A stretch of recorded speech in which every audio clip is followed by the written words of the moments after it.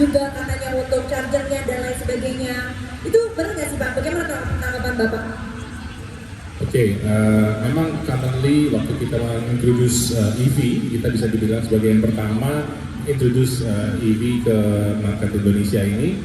Ya memang objection pertama yang paling besar adalah bagaimana kita mengisi daya, di mana pada saat itu memang tidak tersedia banyak SPKLU ataupun charging. Cuman kita melakukan edukasi kepada para pelanggan kami bahwa sesungguhnya your best charging stations itu adalah at home, karena EV sebaiknya on a daily basis di charge dengan menggunakan slow charging. Nah, fast charging atau ultra fast charging digunakan ketika Anda melakukan perjalanan di mana range dari vehicle tersebut tidak sampai. Jadi Anda mesti memplan. Oh, saya mau ke sini jaraknya sekian, ada charging station di mana, saya harus mengisi ulang di sini. Ya, jadi kalau untuk pemakaian dalam kota atau sehari-hari, saya pikir kita tidak banyak memerlukan charging station. Nah itu yang waktu awal-awal kita melakukan edukasi yang masif kepada calon pelanggan-pelanggan gitu. Oke, lalu bagaimana dengan gosip yang katanya unitnya nunggunya lama banget Pak, susah banget dapetin unitnya? Nah, gimana tuh Pak? Silakan jawab, silakan. Yang mana nih, 5 atau 6? Yes, jadi emang waktu pertama kali Ioniq 5 kita luncurkan, kita jujur kita agak surprise dengan animo masyarakat Indonesia. Yep. Karena kita sebenarnya hanya mau mencoba suatu produk yang menjadi tren di dunia EV, tapi ternyata Indonesia itu animonya luar biasa. Jadi sampai boleh dibilang 10 atau 15 kali lipat dari perkiraan kita semua. Ini yang bikin jadwal tunggunya jadi demikian panjang sampai kita pernah mencapai 2 tahun. Jadi kalau beli sekarang barangnya 2 tahun lagi baru dapat. Tapi thanks kita atas kesabaran customer mau nunggu, dan juga waktu itu kebetulan Pak Jokowi ada kunjungan ke Korsel. Beliau bilang disupport dong, dipercepat, kan sudah ada pabriknya. Dan itu disanggupi oleh Presiden AMC, United Motor Corporation. Dan yang terjadi sekarang adalah Ioniq 5 itu nggak nunggu, hanya warna tertentu saja yang memang kalau jadi seasonality.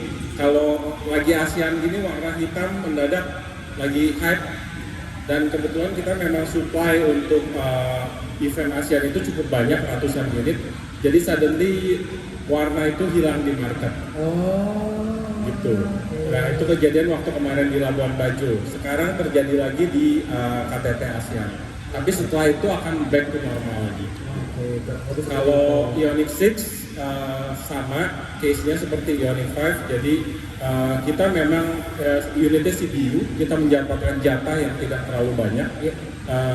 Tapi nanti once kita sudah mulai production di Indonesia, tentu unitnya akan cepat availability. Lebih gampang untuk bisa didapatkan ya Pak ya? Betul. Oke baik, terima kasih Pak. Dan ini kalau misalnya saya mungkin mewakili pertanyaan nih para pengunjung yang ada di sini semuanya, atau juga yang belum pernah menggunakan, ini kan ngecasnya nih Pak ya. Katanya ngecasnya lama. Ini ada yang bilang, ada tadi kita mendengar testimoni aja sehari berapa kali, ya kan, itu ternyata salah. Itu sebenarnya ngecas itu gimana sih Pak? Mungkin boleh sedikit dijelaskan lebih panjang kali lebarnya, detailnya juga. Untuk dukunnya. Jadi kita yang lagi santai itu sebelah kanan dengan suara kita cari ngecas lebih jelas lagi nih Pak. Siapa? Silakan. Oke, terima kasih. Pertanyaannya sangat bagus ya. Memang itu jadi pertanyaan yang umum dan banyak sekali terjadi. Lebih ke kepo juga sih Pak orang-orang Pak. Oke, wajar lah. Artinya kalau orang kepo itu pasti penasaran, akhirnya beli nanti. Ya, itu. Karena dari penasaran akhirnya beli. Jadi untuk pengecasan, seperti tadi udah dijelaskan oleh teman kita, bahwa untuk ngecas mobil ini itu nggak lama-lama, hanya 18 menit untuk ngecas, ya 18 menit. Jadi dari 0 sampai 80 itu hanya butuh waktu 18 menit. Nah kalau kita ke rest area nih, misalnya kita lagi perjalanan dari Cirebon kita ngecas, kopi kita pesen kopi, habis ngecas kita pasang semua charging gun, proses jalan, kita ngopi. Kopinya belum habis, ngecasnya udah selesai. Oh, saya juga Pak baca lambe turahnya belum selesai ya Pak ya. Gosipnya masih rame ya Pak ya, belum selesai, udah kelar Pak. Betul, jadi itu sekarang bukan menjadi suatu masalah lagi karena orang khawatir ngecasnya lama, ntar bagaimana kalau kehabisan daya di tengah jalan, itu bukan jadi masalah lagi sekarang. Bukan masalah lagi. Nggak Tapi masalah. kalau ngomongin masalah kopi ya, ini sebelah kanan itu ada kopi yang bisa dinikmati. Itu mesin kopinya menggunakan cas dari air hitam loh Pak. Keren banget loh. Wow, ini keren ya. Kopinya langsung bisa dinikmati sebelah kanan loh. Benar-benar zaman now banget. Gokil, pergi membunuh loh Pak ya. Iya tadi menyambung Pak Tony bahwa khawatir kehabisan daya di jalan. Nah kita ini mungkin banyak yang sudah mengenal dan mungkin ada yang belum tahu juga bahwa kita punya layanan mobile charging. Jadi ketika di suatu kondisi ternyata pelanggan kehabisan baterai atau kehabisan daya, kita mempunyai layanan bantuan mobile charging. Jadi mobile charging ini kita menggunakan Ioniq 5 juga, ada yang menggunakan Kona EV produk sebelumnya. Nah, sifatnya itu adalah mendonorkan baterai yang ada di kendaraan tersebut ke kendaraan pelanggan. Jadi kalau tiba-tiba mogok, waduh habis nih baterainya, tinggal telepon ke call center, ya, call center akan mengirimkan bantuan mobile charging tersebut. Ya, nah itu kita bisa membantu mengisi daya sampai dengan stasiun pengisian terdekat. Tapi tidak bisa 100% ya. Iya. Karena kalau saya isi 100%, mobil saya yang mogok. Gantian. Jadi sifatnya hanya membantu saja ya Pak ya. Oke. Pak, satu pertanyaan kepoan tambahan Pak. Ini kan sudah di charge. Jadi biasanya perawatannya, biasanya pertanyaan lagi tuh, ini ribet nggak sih? Ya, mahal rewel nggak nggak sih? sih, Pak? Nah, itu yang sering bertanya itu Pak, kadang-kadang. Silakan Pak, mungkin boleh langsung dijawab Pak. Bisa nanya yang gampang-gampang aja. Iya. Loh, kita lagi ngomongin gosip-gosip yang Iya. Ini pertanyaan yang lagi mendengarkan suara kita nih Pak, dari Ya. jauh kiri kanan Pak. Mungkin karena di sini semua pengguna sudah tahu bagaimana Iya. mudahnya merawat EV. Ya. Oke. Karena pertama, Hyundai itu untuk yang Ioniq 5 dia interval perawatannya hanya 15.000 km sekali atau setahun sekali. Mana lebih cepat ya? Beda dengan Ioniq 6 itu 30.000 km sekali atau 2 tahun. Jadi nggak perlu sering-sering nyetor muka ke bengkel gitu ya.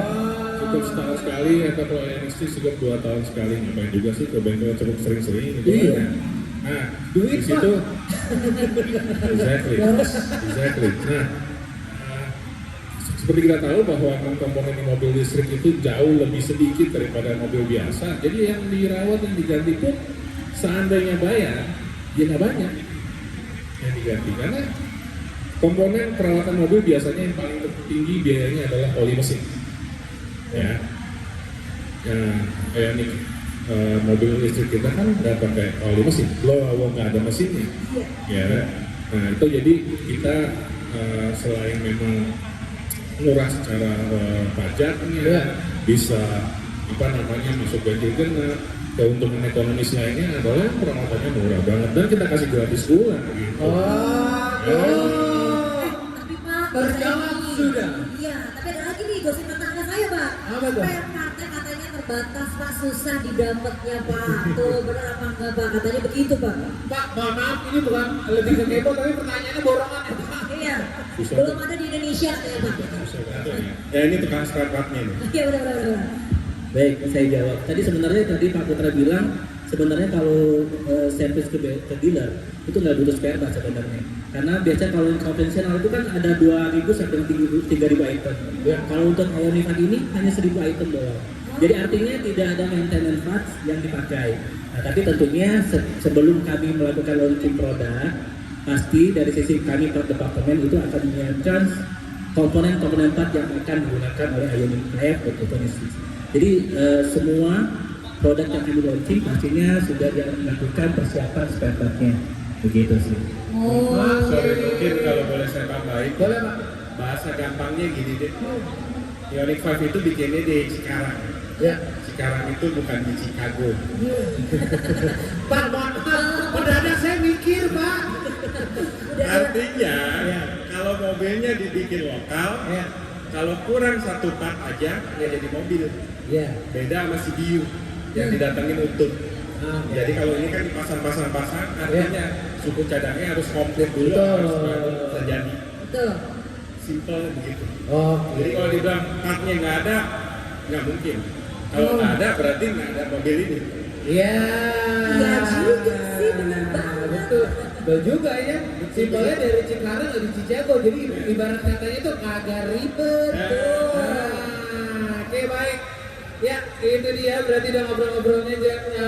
Ini kalau misalnya ingin kita tahu lagi nih Pak, ini bagian dari polusi nih.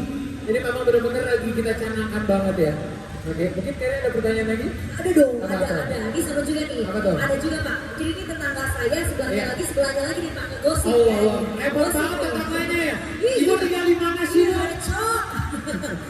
Jadi bilangnya gini Pak, Ya.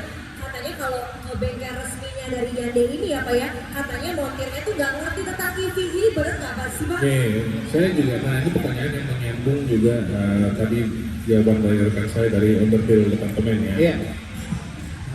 Departemen Underbill kan. Ya. Baru dengar saya departemen underpil. Baru denger, ya suka-suka bapak mah bebas boleh aja. Jadi di EV kita terus terang kita sudah melatih hampir lebih dari 400 teknisi kita untuk bisa handle EV. Di EV itu levelnya ada dua. Yang pertama level 1, jadi level yang masih basic. Yang kedua adalah level 2 itu yang sudah bisa diagnosis. Jadi di saat ini kita sudah mempunyai EV technicians yang sudah di level 2 itu. Dan jangan lupa juga kita sudah mempunyai dealer, ya terutama di Jabodetabek ini ada sekitar 35 dealer yang bisa melayani penjual tidak hanya EV dan juga mobil ICE. Jadi kalau mau lengkapnya bisa. Nah, saya juga mau tanya, saya juga mau informasikan nih ke teman-teman, kita punya aplikasi namanya My Hyundai. Coba bisa dicari di Apple Store atau di App Store ya.